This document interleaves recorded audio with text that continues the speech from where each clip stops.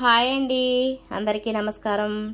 పండుమిర్చి గోంగూర రోటి పచ్చడి చేయబోతున్నానండి.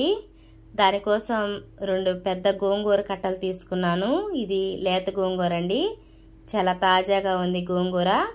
ఇంట్లో పచ్చిమిర్చి తెచ్చుకుంటాం కదండి, దానిలో పండిపోతే ఇలా పచ్చిమిర్చిని ఈ పండుమిర్చి పారవేయకోకుండా వీటితోటి గోంగూర వేసి రోటి పచ్చడి చేస్తే చాలా బాగుండిద్దండి.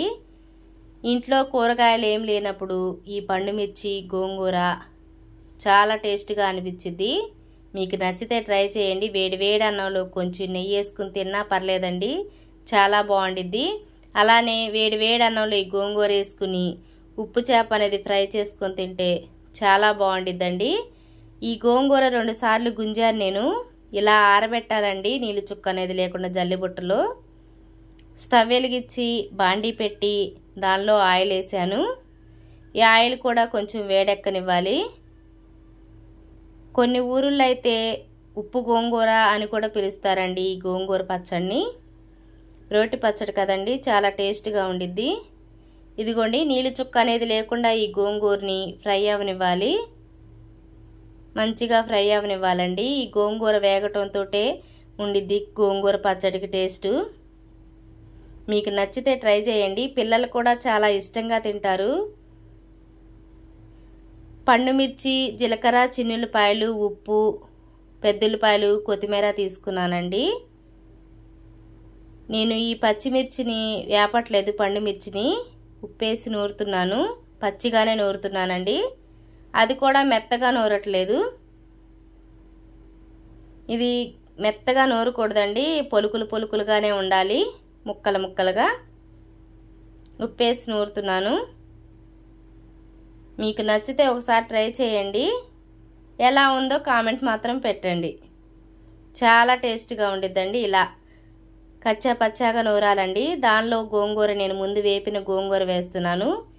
ఈ గోంగూర కూడా మెత్తగా నూరకూడదు, గోంగూర అనేది పంటికి తగులుతూ ఉండాలండి.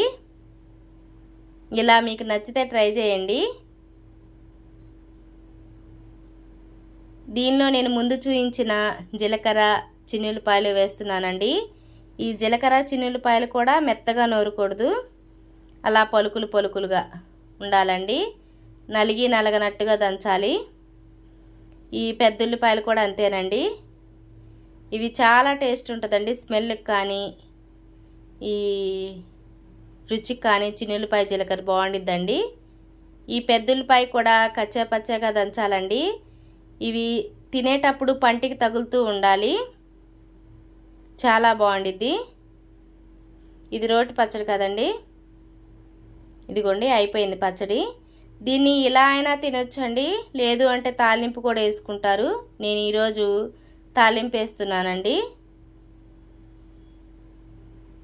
ఇలా గోంగూరలో ఈ ఉల్లిపాయ తగులుతూ ఉండాలండి. స్టవ్ వెలిగించి నేను తాలింపులు వేసాను.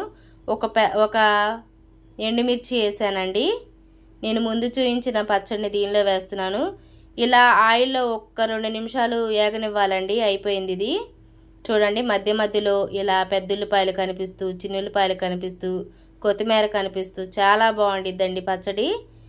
ఇలా వేడి వేడి అన్నంలో ఈ గోంగూరతో నూరిన ఈ పెద్దుల్లిపాయ, చిన్నులపాయలు తినటానికి చాలా టేస్ట్గా ఉండిద్దండి.